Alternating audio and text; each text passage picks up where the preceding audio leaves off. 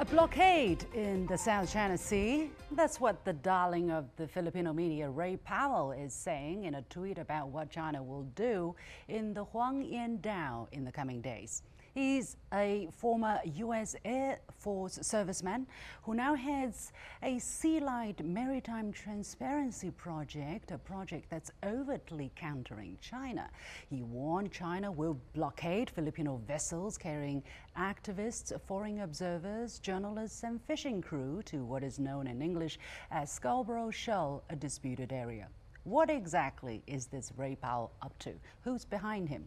Welcome to a special edition of The Point with me, Li Xin, coming to you live from Beijing. I'm pleased to be joined from Beijing by Rosario Malindog-uy, Vice President for External Affairs of the Asian Century Philippines Strategic Studies Institute, and here in the studio by Einar Tangen, Senior Fellow of the Taihe Institute.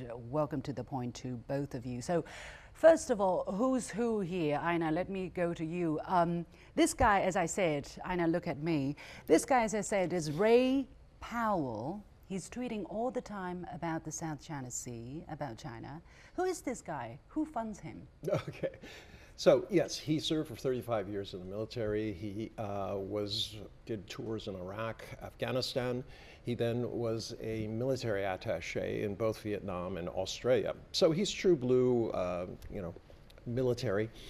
He's now funded by the Office of Naval Research, ONR, which funded this group called the Gordian Knot, which then funds Sealight. So yes, he's funded by the U.S. government. Who's funding? So the Office of Naval Research.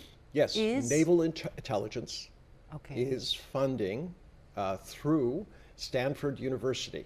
All right. All right. Well, this Gordian Knot Center, which is in turn funding this Sealight project. Now, why would Stanford University, prestigious, well-known university, allow itself to be used in essence as cover for naval propaganda? And the answer is quite simple. They receive $1.5 billion a year in 2022 as part of their ongoing research, so it's hard to say no. All right. There is this mission called Atin Ito in Filipino language. Maybe you can explain that, which is pushed by this fringe activist group called Akbayan. And it seems that there is some kind of relationship, but it's pretty obscure. Anna, could you help us untangle that, the relationship between the activities who are pushing for these so-called civilian missions, and is their relationship with the Ray Powell and his project and the Office of the Naval Research? Einar, do you happen to have answers for that? No, I'm sorry, I don't. I didn't heard of this group, but you know, as we have talked about before, in the United States we spend $90 billion on intelligence and disinformation. This is part of that. It's not a coincidence that you have somebody who's saying there's not enough negative information being garnered put out by the U.S. government. We're going to solicit fake, groups, think tanks, etc., to put out a message that fits our narrative. Now, in terms of the Philippines, obviously the United States has very, very deep tendrils there. We have bases there. It is divided. There are people in the Philippines who feel very strongly that the U.S. is their ally, despite the historical facts.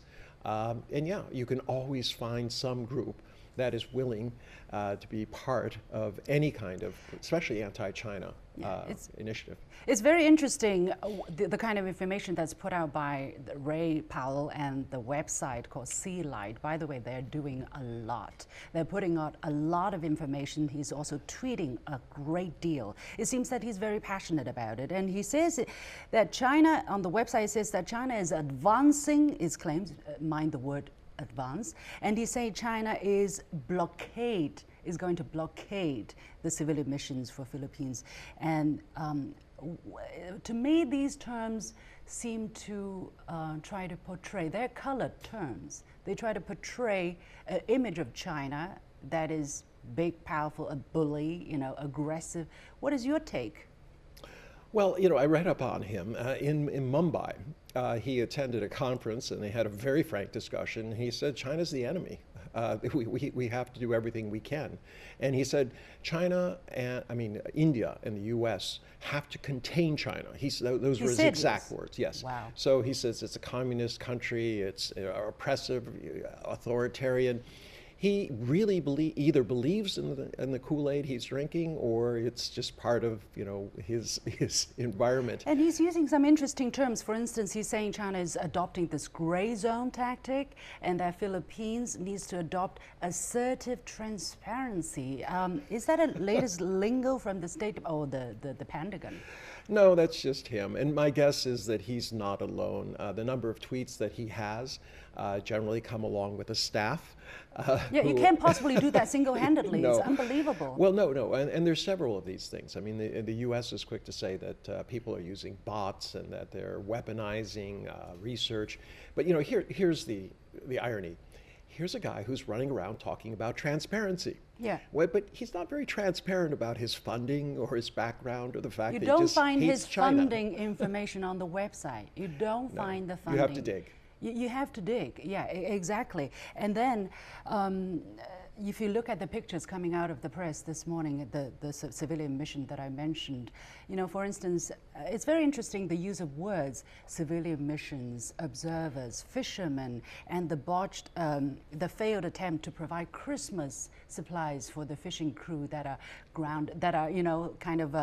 stuck in the Huangyan Dao, and the use of the word blockade. Are they trying to pull at people's heartstrings and play victim? Look, China is the big bully that's going to blockade. And by the way, blockade is the word you use for the former Soviet trying to blockade Berlin with the Americans, the West airdropping hopes of packages of hope. Listen, you can't take this stuff seriously. I mean, obviously they're using word packages where they say, okay, here are the terms that we will be using when we put out their tweets. And that's probably going out to the staff. And they say, okay, we need to produce 1,000 tweets in the next week. So just go at it. And here are the terms you use. I'm really interested in the choice of words. Those are creative. You can actually go on. The word blockade, for instance. Well, you can go on AI and say, I want pejorative, negative terms to describe what China's doing. It'll give you a list of those terms, and then you use that as a style sheet. See, remember we talked about the U.S. government spent $300 million a year to educate journalists how to write negative stories about China. And a lot of that has to do with the selection of words. Yeah. So when you go to the New York Times or the Wall Street Journal, you'll notice that they use exactly the same vocabulary when they're describing China. With the same kind of color. This is a style sheet. Yeah, so watch out what you're getting. I'm told that we can try again to reach Anna, so I'm trying again. Anna, I was asking you about the so-called civilian mission that's called Atin Ito, pushed by this activist called Akbayan. Is there a relationship between them and the various projects that I mentioned, eroded by the U.S. Navy Research Office and this guy called Ray Powell? Okay, let me explain a little bit about Atin Ito, or in English it's called This Is Ours. It is now conducting what you call a convoy in the Scarborough Shoal. But the very purpose, as far as the organizer is concerned, is to assert what you call Philippine rights in that area of the South China Sea. In terms of connection between Ray Powell and his project Satellite and Project Mushu, and I think in terms of connection with the current Philippine government, there is some kind of alleged speculations that it is funded as well by the United States and also, of course, by the Philippine government to a greater extent. And in a way, you can see that there are communication and connection between Ray Powell and some of the organizers as well of this Atin Ito coalition. And of course, the very intent of this is why they're doing this kind of convoy in the Scarborough Shoal area is to challenge actually China's claim in the South China Sea, especially in Scarborough Shoal. Also to have a media hype and projection that the civilians, the Filipino civilians, are asserting the rights, especially the exclusive economic rights of the Philippines, and to a greater extent also this is a publicity stunt, because many media personalities and media practitioners are part and parcel of this convoy. So that's basically the short and brief description of this activity right now. Anna, let me come back to you once again. How do you look at China releasing images, for instance, of Chinese Coast Guards conducting rescue drills near the Huangyan Dao in this week, together with aerial footages for the very first time of the feature? What do you read as a message in there? And also, there was a deleted tweet about the spokesperson of the Filipino Armed Forces about a successful resupply mission to the Rengai Jiao, or the second Thomas Shoal, but it was later deleted very quickly there. Sorry, this is for Anna. Okay, I'm sorry. Okay, let me quickly answer the question. I think the drills that the Chinese side is doing, if I would be reading it from a Chinese perspective, it's more of, I think, of assertion of sovereignty over this area of China, as it claims that it has sovereignty in this area. The second thing is the drill could also be seen as China's strategy of normalizing its presence in the Scarborough Shoal, though many people would say that it is a disputed area. And most importantly, I think the drills being conducted by China at the moment, or even in the near future, would also be, for some outsider like me, could be interpreted as well as a response and a reaction to the perceived provocation of the Philippines, especially if you look at the situation right now. You have this convoy of this coalition Atin Ito. And then, that's just the way I see it, no? And we know that China is claiming the area, and it claims that it has sovereignty over the area. So basically, it's a reinforcement of that claim. What about the deleted tweet?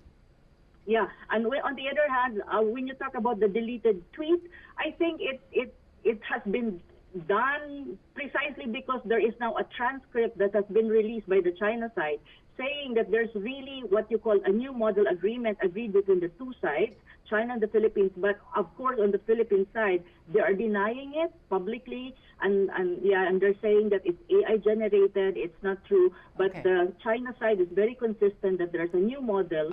And of course, there's a transcript that will prove to that as far as China is concerned. So I think that is a move to support the statement of the concerned government officials in the Philippines. Well, the Chinese side has yet to release officially that transcript, according to my knowledge. But many thanks to Anna joining us online. And finally, Einar here. The fishermen are obviously, the Filipino fishermen are obviously allowed to fish in the disputed area. What does that say about the way China wished to resolve the disputes, wherever they are, whatever it is? Well, China is trying to say that this is a shared asset among ASEAN nations and China. It is not the concern of outside interests, especially the United States, which has this idea about containing China. It's simply trying to get along with its neighbors.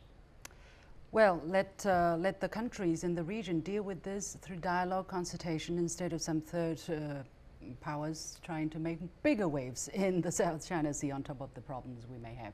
Many thanks to Einar, Rosario from the Asian Century Philippines Strategic Studies Institute, and Einar Tangen here.